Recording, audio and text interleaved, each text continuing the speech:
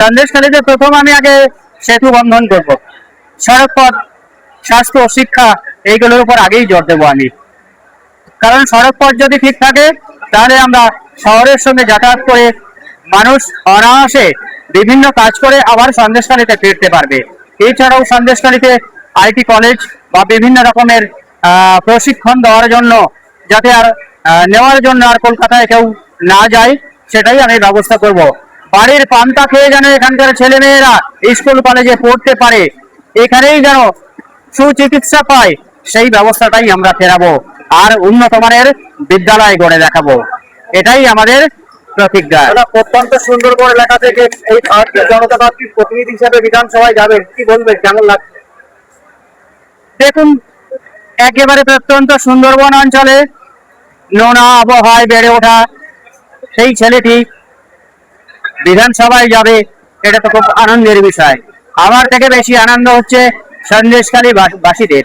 সন্দেশখালীর যে মায়েরা বোনেরা যে লড়াই করেছে, তার মধ্যে রেখা দিয়েও একজন, তাদের বেশি আনন্দ হচ্ছে, কারণ তারা চেয়েছিল সুশাসন, সেই সুশাসন আবার ফিরছে।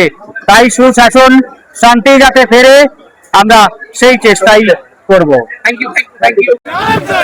সন্দেশখালী বিধানসভার উন্নয়নের কান্ডারি সরকার জিন্দাবাদ, জিন্দাবাদ, জিন্দাবাদ, সরকার জিন্দাবাদ, জিন্দাবাদ।